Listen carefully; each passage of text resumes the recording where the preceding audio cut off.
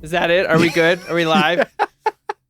Cool. What is, everyone? Welcome to the Nerd On Update, the weekly show where we talk about the things in the news that excite us, and we answer questions from you, the people. And since I'm starting the show, I am gonna go first because I need your guys' help to bring it back up again because we lost some more folks, some pretty cool folks, Oof. this week, and I'm gonna keep it brief. 2020. I'm going to keep it brief on each of them. On January 6th, we lost another acting and screen legend, Sidney Poitier. That one stung. First of all, just an insanely talented actor, but historic in the sense that he was the first Black actor to win an Academy Award, and went on to just trailblaze on the silver screen. And I'll be the first to admit I haven't seen as much as I'd like to, and now I will be starting to dig in. I've seen the big ones like Who's Coming to Dinner and stuff like that, but I haven't seen much more outside of the the must sees. So I definitely want to dive deeper into his catalog. And then on January 9th, just yesterday, this one stung because we had just done a day of recording. And I came back, and as I walked through the door, Dana goes, "I don't want to hit you with sad news as soon as you walk in the door, but Bob Saget passed away. 65 years old, still unknown causes. There was an autopsy completed, no drugs in his system or anything like that, no foul play of any sort. So really unfortunate one because, for years and years and years and years, we welcomed him into our homes as like TV's dad for Full House and America's Funniest Videos, but it was almost like this like kind of badge of honor to be like, he was like one of the dirtiest comedians of all time, right? And that was the fun story, is to see this guy who had like talk about range. There you go. And that's it. It's a tough one to lose. I'm someone who grew up on peak America's Home Funniest Videos age. Same with you, Josh. I'm sure. Yeah. Like that was on all the time at my house. It was our favorite thing to gather around and watch as a family. That was like I missed Full House. I'll be honest.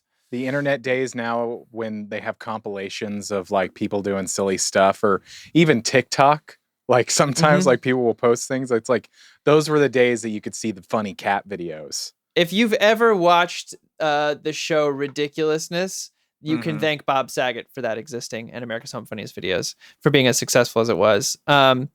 So it's a bummer. The roast of Bob Saget was also something very special to me because of a couple reasons. One, I grew up loving Bob Saget, but also it had my favorite Norm Macdonald, who we recently lost as well. It had one of my favorite roasts of all time in it. If you haven't seen Norm Macdonald's roast of Bob Saget, please go check it out. And remember the two of them fondly. So yeah, little 1-2 gut punch. You throw Betty White in the mix there. It's been a rough start to the year. As far as personalities and celebrities whomst we love goes. So with that sad note out of the way, I'm going to hand it off to Tom. I hope you don't mind, Josh. My news is a bit of silly news. At first, it looked like it was going to be really exciting news. Scott Reynolds, who is the executive producer of Dexter: New Blood, speaking of which, had its season finale this past last night. Heard it was great. And it was amazing. Great. It was wonderful. As a Dexter fan, it was wonderful. Of course, like anything, it's going to split the internet, and the internet is going to have an uproar and be very mad and angry. But there's also people that are like, that was the way that you should have done it. I was going to say, I will say we have a mutual friend who was very harsh on the ending of the original Dexter, has been very vocal about it. And even he posted like, that's how you do it. That's what we deserved all those years ago. Exactly. But anyway, on Saturday, Scott Reynolds posted a tweet that was like, "Hey, Dexter fans, we got something really exciting. I can't wait to have the honor of this exciting news." Kind of a vague tweet, and then like a picture of Dexter smiling over, of course, the bed, or like the table that he would kill somebody. Anyway, so flash to Monday. This morning, the finale has come. The expectation, as you can imagine, because you cannot make an announcement of Dexter: New Blood season 2 before the finale, because you don't know what's going to happen. This was supposed to be a limited series.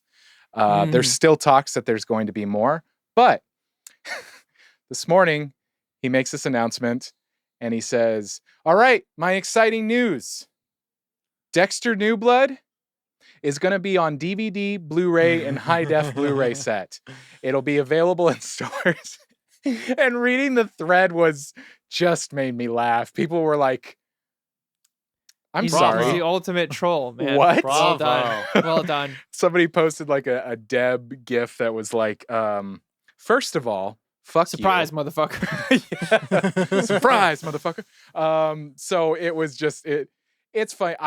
I still hold kind of some hope because I don't know. I don't want to give away anything, but it was a really wonderful finale and opened up the possibility of like more. So disc size, motherfucker. So that's my trolling news. I'm not even mad. Yeah, I'm not even mad about that. I laughed about it because I was looking through. I didn't find it until later tonight, and I was like, "Oh, what would it be? What would it be?" And it was like, "Cool. I don't even buy physical media anymore, but that's cool. That's some people do. That's dope." Thomas. So it's been quite a while since I've discussed any DC. I feel like it's been a while since I've discussed any DC stuff. Can you do it right? I didn't say shit, so I didn't do anything wrong. No, but can you do your intro right for DC stuff, DC news? Please do it right. The fans deserve. What's up, y'all? You know me. It's a DC wild here. But that's what's up. That's. I was like, I didn't say anything. I just haven't talked about DC stuff in a while. But let's catch everyone up and discuss it because holy poop, Batman. There's been not just leaks. There's not scoops. There's leaks of what's been going on in the DCEU. So, The Rock has his $7 production and New Line Cinema making the Black Adam film where he's going to fight the Justice Society of America, and the producers of that film are like, yeah, our dream is not only to have Black Adam fight Henry Cavill's Superman, but to also do Kingdom Come. That's quite high. That's quite like a. That's very exciting. Do Civil War right now, and the thing about Civil War, like, now? it happens in the time frame where like Kingdom Come happens years later. So it's like very interesting to hear like why do like it's nice. It's kind of like if they're like, cool, we're making Iron Man 2. It'd be cool if we were like able to go back in time and kill a purple alien. It's like, what? So excuse me. So there's that. Andy Muschietti and Barbara Muschietti, who are the writer or the director and producer of the Flash film, I think they've wrapped up production. I think they might have reshoots coming up, but they have a director's cut coming out, and that's being assembled. But there has been some screenings, some test screenings. And there has apparently been some backlash here and there depending on certain endings. Same thing with Matt Reeves. For the Flash film. For the Flash film. Okay. And a lot of people are like, maybe there might be some reshoots because that film is not supposed to come out till November 2022. But then the Discovery Warner Brothers merger is going to be finalized in the middle of 2022. And David Zaslav, who is the CEO of Discovery Plus, said that the big IPs he wants to make sure he focuses on are Batman, Superman, and Wonder Woman. And there's been a lot of rumors that the Flash film will erase the Snyderverse. That's what I've heard. Will make it so that Man of Steel, Batman vs. Superman, and Joss Whedon's and Zack Snyder's Justice League will not happen. Never happened. This is the send-off for Ben Affleck. Ben Affleck, during the tour for his multiple films, has been asked plenty of times of like, how do you feel? He said the Flash was his favorite experience playing Batman. That he finally figured it out or something like that, right? He felt like he really got it, and he hopes that they get to keep it because there's a lot of good stuff in there, and that his experience on Joss Whedon's reshoots for Justice League was the worst. Wow, it was awful. That next thing being said about that, if that is to be true, apparently after the end of The Flash, there might potentially be a new Justice League where Sasha Calle, who plays Supergirl, and Leslie Grace, who plays Batgirl, will be be part of the new Trinity with Gal Gadot's Wonder Woman. It's just very interesting because BVS introduced Aquaman, Flash, Cyborg, and all of them, and Wonder Woman. So it's like, if you erase that, how do you even do it? There's a lot of talks that Michael Shannon's General Zod will no longer be dead.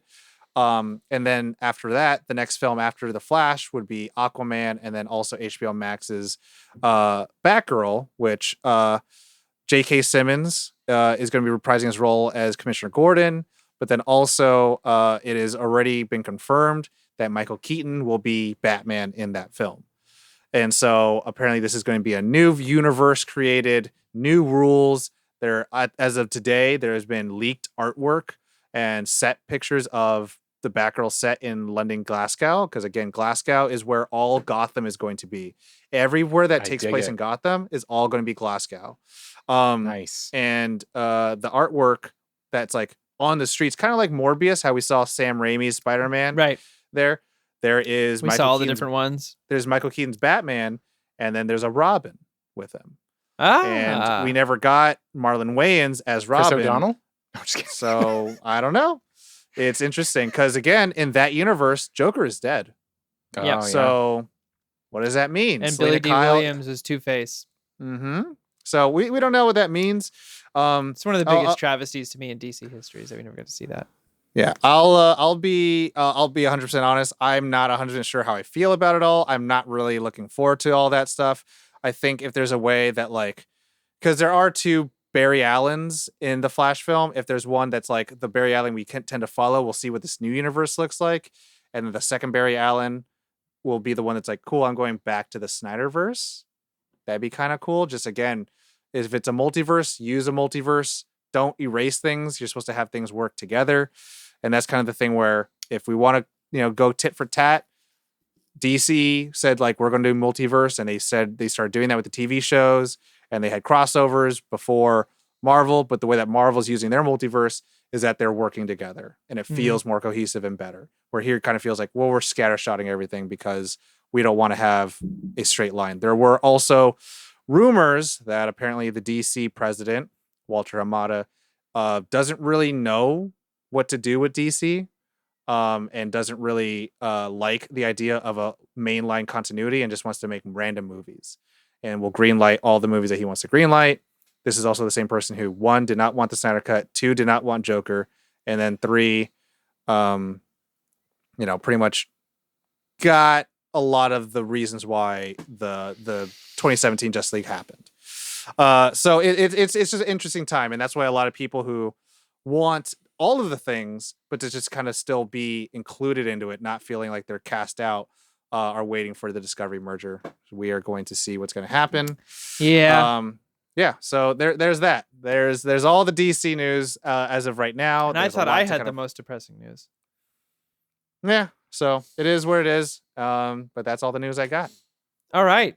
Next part of the show is questions. Wow. Right, Josh? Yeah. Next part of the show, the last half of the show, is in which we answer questions from you, the people. And if you would like to submit questions, there are so many ways that I created a page on our website. So go to nerdon.tv/questions, and you will see all of those ways, including there's an email, Google form. The best way, my favorite way, is to go head over to the Discord, join that Discord, agree with the rules, become a real member, and then go to the channel where you can submit questions. And if you are a member of the Nerd On Nation, you get what we call a Nerd On Nudge, where your questions are answered first. And you can ask questions like Jeremy M. asks, Michelangelo, Leonardo, Donatello, Raphael, and Splinter, who is who among all Nerd On hosts, past and present? Same question for, it looks like, Capeless Crusaders.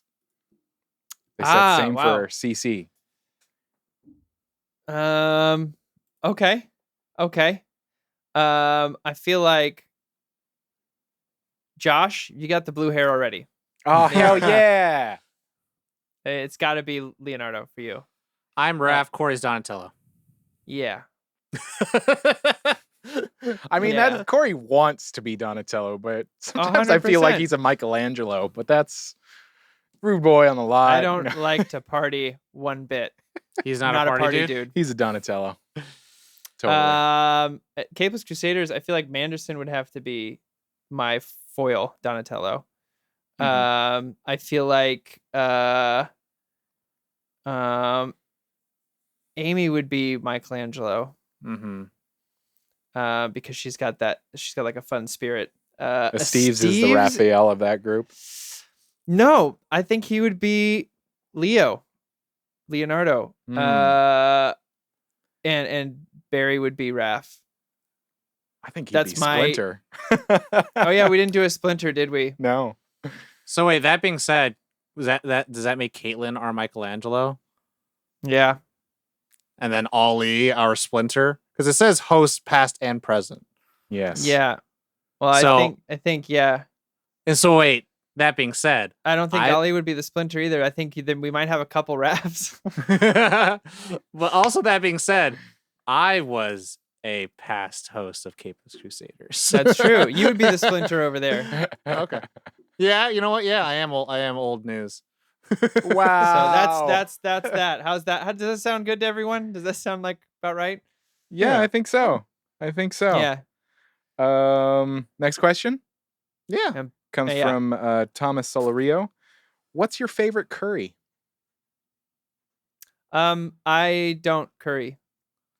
No? Curry on my wayward son?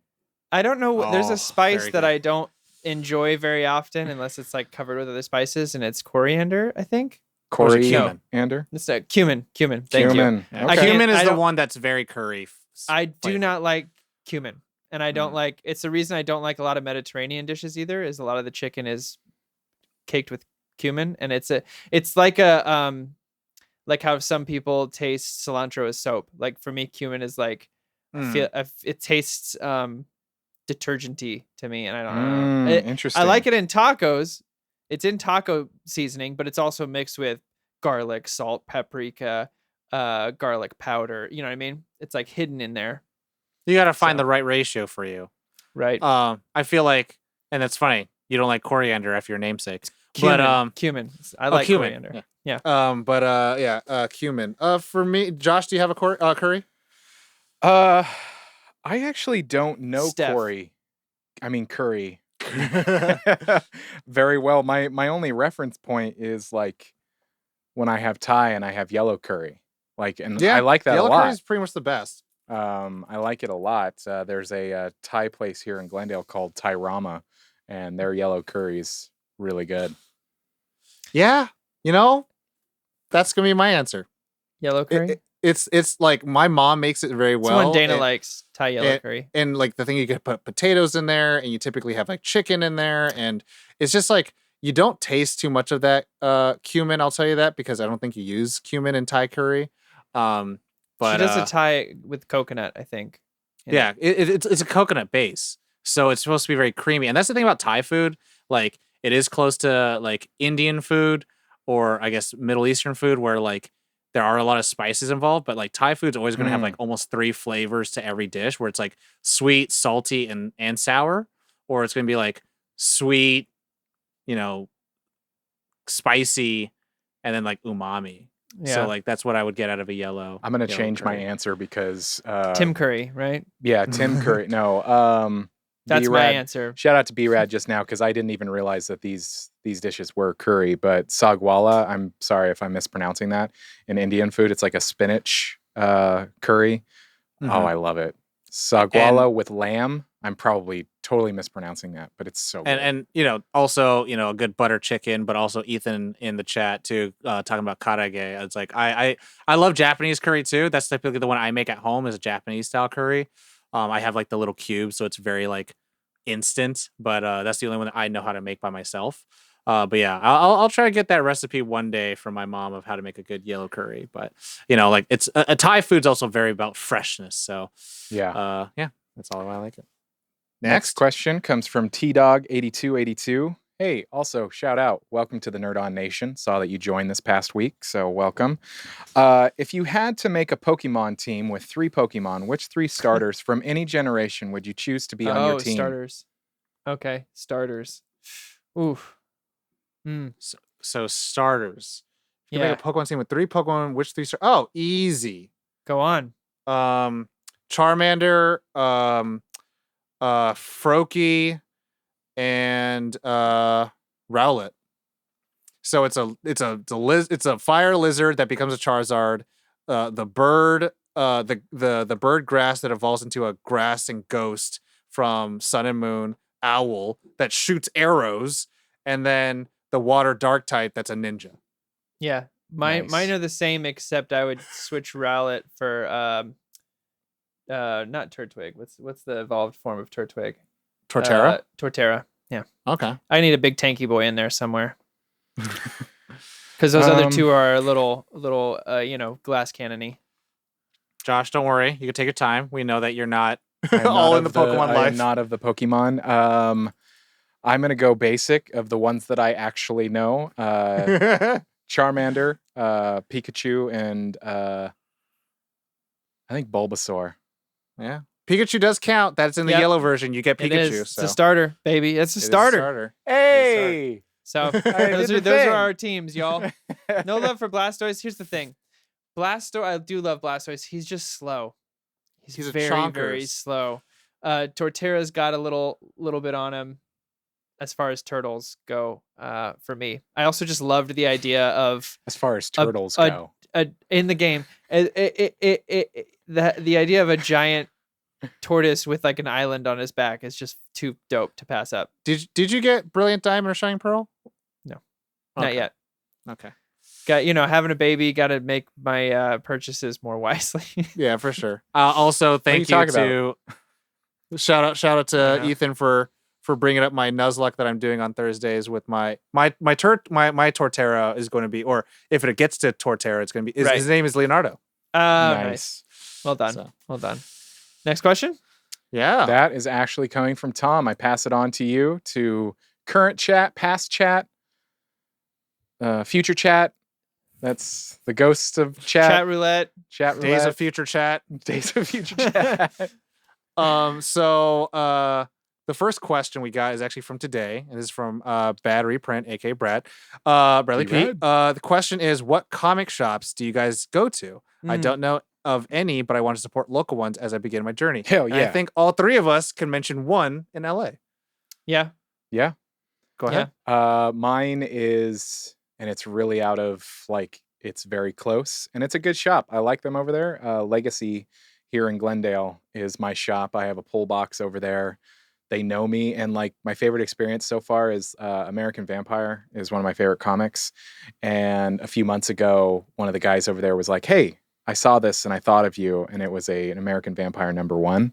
Oh, nice. Well done. Snap that up. But, yeah, Legacy is pretty dope. Do they have enough for a trade? Hmm? For a volume 1 American Vampire? Oh yeah, I think there are 10 volumes or something like that. I might pick one up. Yeah, I dig it. They're moving soon to a bigger location here in Glendale, so looking forward to that too. Nice. For me, it's Black Cat Comics in Burbank. They just moved locations. Check them out. They're no longer on the Magnolia, the little yellow house. But just super nice people there. Really reasonable price on anything. Really willing to work with whatever you want to do, whatever you're looking for. They'll order, like most comic book shops, they'll order whatever you need, give you the ETA, give you the call when it's in. That's how I got into Dr. Barry. Dr. Barry got me into Swamp Thing Volume 1, and they ended up ordering it for me, and it got there within 2-3 days. Really nice. Gave me a discount for ordering it because the guy was a fan. The owner of the shop was a fan, so that was pretty cool. And they've just been really. I used to go to Legacy when I lived in Glendale, but now that I've relocated, that's my one. Black Cat Comics in nice. Burbank. For me, the one I like to go to the most is House of Secrets. That's the one that a friend of ours, RJ, showed me for the first time, and that became okay, I like it. And if I could just mention something a little bit about kind of all 3 shops, the cool thing I liked about Legacy comparatively is that it's very big. And they got a lot of cool like collectibles there.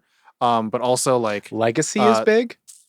To me, Legacy is big. It's bigger than both of the ones we just talked about. Oh, it's funny. I would think House of Secrets is bigger. Like it feels bigger to me. Maybe because the high roof ceiling. Is taller. Yeah. Yeah. But they also just have like so much more stuff there. Yeah. In Legacy, but also they have like card game stuff, which is cool. A lot of MTG. I used to spend a lot of money on MTG there. And they got like a cool card, so that you get like a rewards card. Rewards card. Yep. Yeah.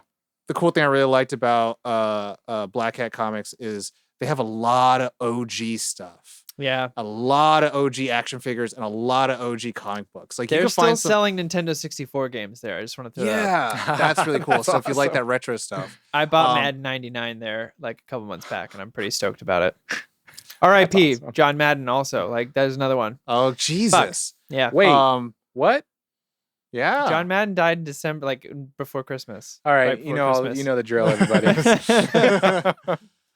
But one thing I liked about House of Secrets a lot is that they actually have a really good selection on indie comics. Mm-hmm. They really do. Developers. Yeah. So like TKO and other ones like that. So I was like, okay, cool. That's where I'll go to pick up. So every comic book store's got their own thing. So Brad, I hope you find the right one for you.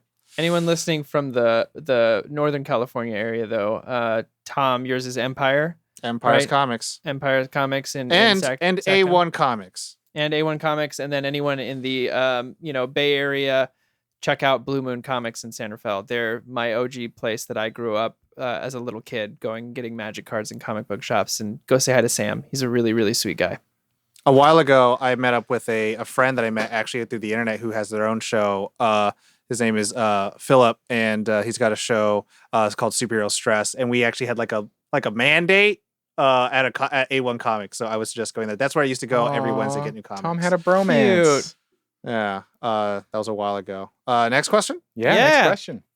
So this one's from 1992. Johnny Horror. Question: If you were a member of Star Fox, which vehicle would you prefer? An R-Wing, a Landmaster, or the Blue Marine? Let's look R-Wing. them up real quick. R-Wing all day. I gotta look up the other two. I didn't. No. Play it. Oh yes. For me, R-Wing, just because that's the one you do a barrel roll. That's the one with all the upgrades. It's like the tank is the tank levels are fun, but like it's a tank, and the entire time you're asking for help from Falco, anyways. And he's just giving you fucking. What was the other one? sass. Star Fox. The R-Wing, Landmaster, or the Blue Marine, and the it's a water level. A water level sucks. It's really hard. You fight that clam with an eyeball. Oh yeah, no, yeah. And you shoot torpedoes, and it's like you're just shooting lemons that are like twisting. R-Wing. Pick all one day. for me, Tom, because I have no experience. R-Wing. R-Wing. Well, R-Wing. here's the thing. Do you want to be in the sky, on the ground, or underwater? Oh, in the sky for sure. R-Wing. R-Wing. There we go. Hey. And let's Do a barrel roll. Let's just talk about like specifics. If another plane or another thing is shooting at you, if you just do the barrel roll and you use the triggers, you will flip and you will deflect the bullet. Everything else, you just have to move out of the way, which blows. You're like, I'm just dodging. But then this one's like, shoot me all you want. I'm just going to deflect your bullets. And it's like badass. Okay. It's badass. So, next question. This one comes from MX Raft. This is a question from a few weeks ago, I think, or just last week. Any new games on your 2022 list? Arceus. Legends Arceus. Okay. Yeah, that I'm gonna have a lot of time to play that Switch. Not a lot of time to play a lot of multiplayer games in the next few months. It's gonna be a lot of hop on when I can, and I feel like Arceus can fill that role pretty well. Not Brilliant Diamond or Shining Pearl.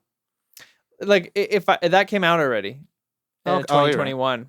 You're so 2022 games would be Arceus. It's coming out in like 2 weeks. Is it? Holy crap. 22nd, I think. Yeah. Wait, So things that we're looking forward to? Is that the 2022 games on our list? Got it. Like what's one? So that's mine. Pokemon Legends of Arceus. Want to use that Proto Ball, baby. I am not going to take what I said on the minute. That'll be coming out sometime this month for our Nerd On Nation. So I'm going to pick a different one. Horizon Forbidden West. It's the sequel to Horizon Zero Dawn. Super excited about that.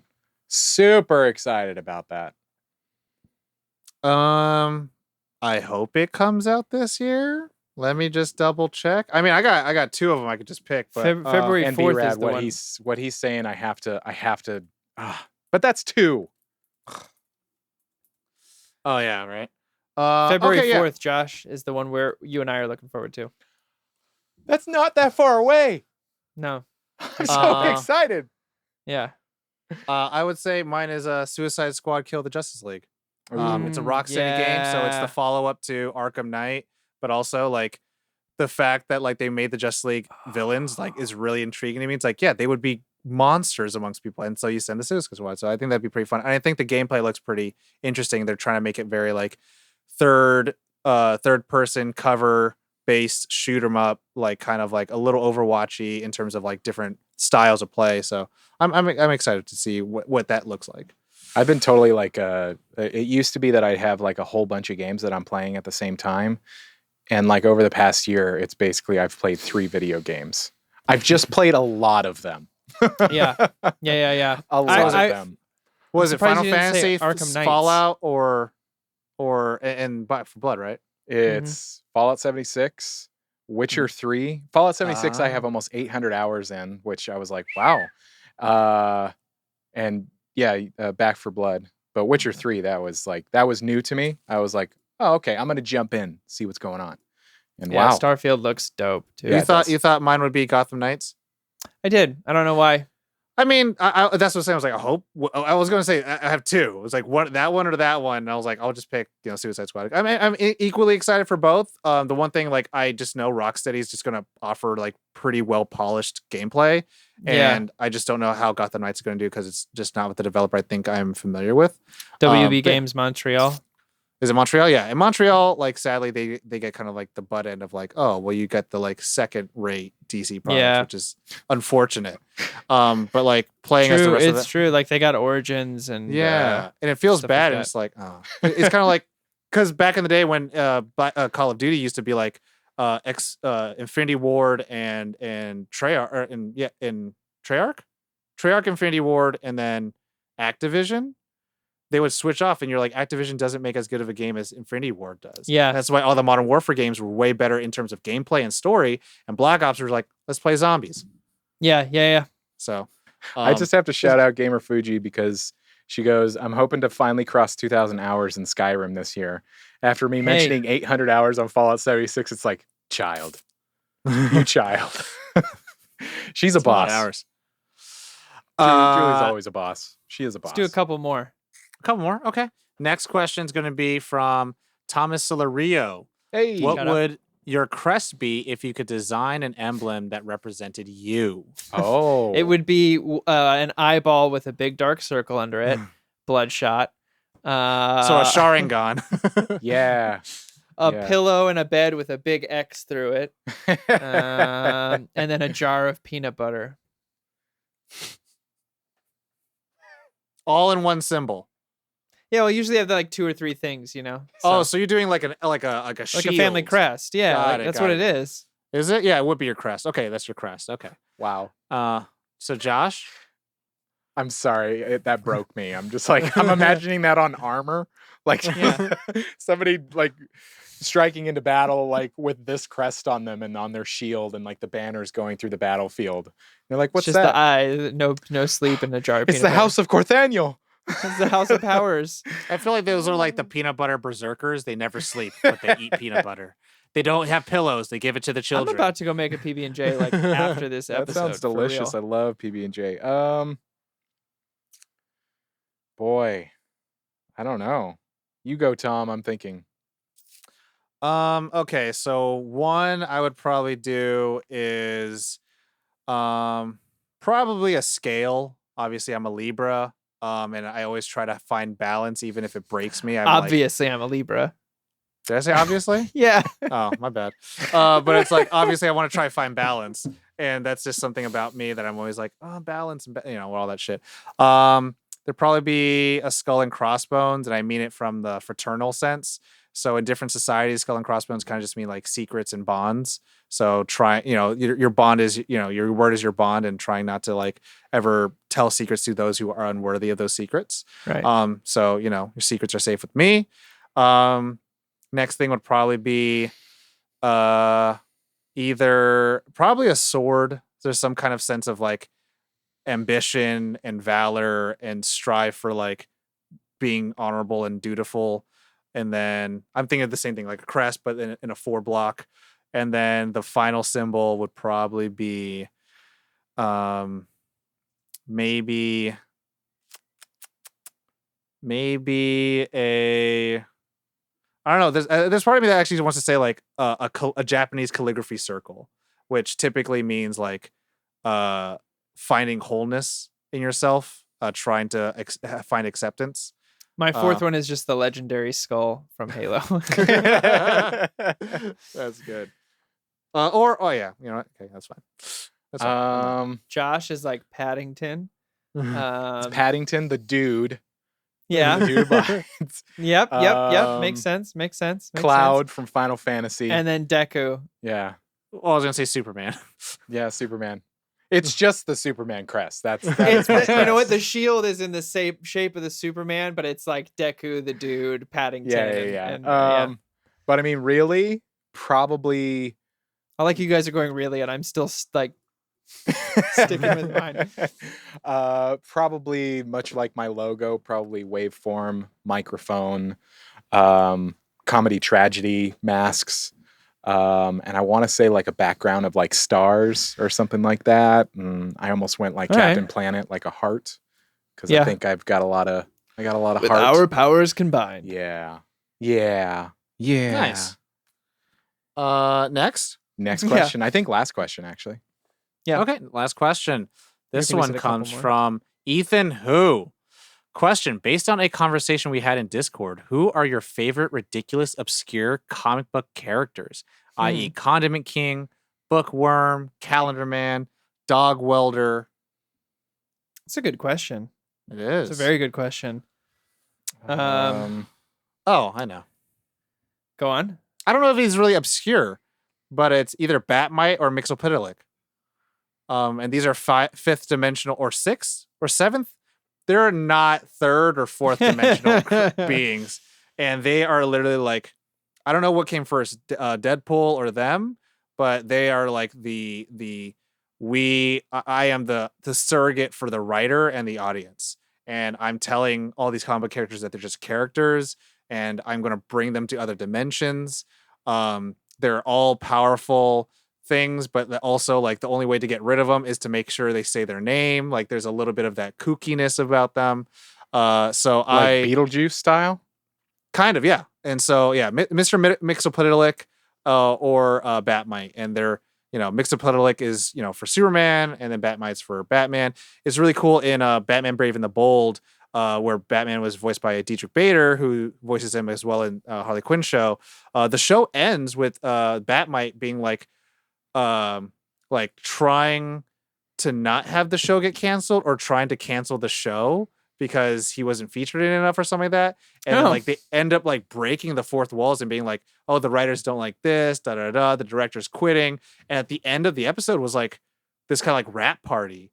And like you saw all the characters are all like drinking and talking that on set, and you see the cameras and all that stuff they're moving. It was really kind of cool. So it was kind of like, oh wow. And then like it was a very lovely, wonderful send-off that Dietrich Bader did, because the show was very kooky to begin with, but it was just was wild. The episode where they brought in Kevin Conroy was for the fun. Batman of Zur-En or whatever. Yeah. He was saying like pretty much like boys and girls, no matter what, as long as there's hope in the world, and I have my 2 hammers of justice, there will always be like another day. And I'm like, oh, that's kind of cute. So, Josh, do you have one or should I go? I'm looking. There's one, but I can't remember their name. But you can go. So, okay. I was like, so should I? Yeah. Tom's heard me talk about this character a few times, and I've read a few things. Spiders Man.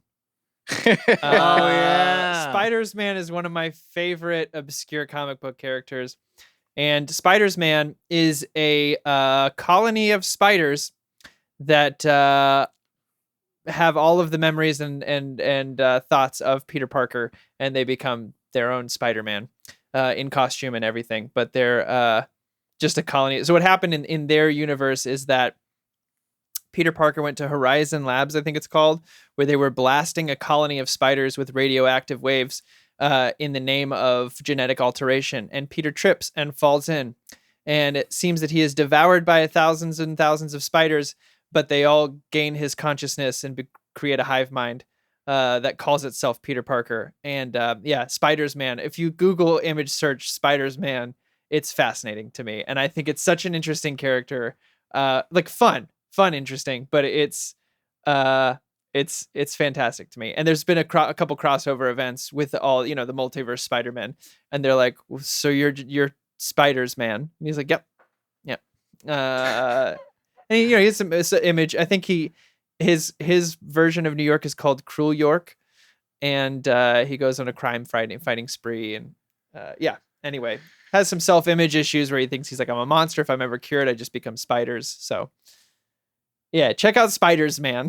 Spiders Man. I don't have any. I can't. The best I could really come up with, and I haven't read anything, but it's always been a concept that I just find hilarious, is Mole Man. Like, okay.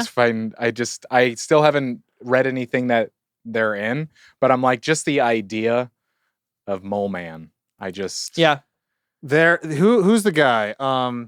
Buster Scruggs. Buster Scruggs. Mirror Face. Yeah. From Watchmen. Looking Glass. LG. Looking Glass. He was supposed to be Mole Man in if they were to do a third, I think, Fantastic Four movie. Hell yeah. And he was almost going to become MODOK, I think, in the Incredible Hulk. He's a wonderful actor. He's really great. Yeah. We thought you was a toad.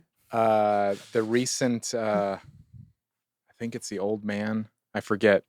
There's a recent movie that he was in. It's a Western that is so Power good. of the Dog? No. That movie is trippy, but he was really good in it. That's it. That is this week's update. Everybody at home, thank you so much for watching. If you're on Twitch or listening, we are everywhere podcasts can be heard. So wherever you're listening, thank you. While you're there, stop by, rate and review.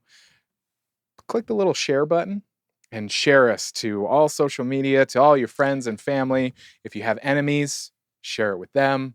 That'll be a really nice trolling moment.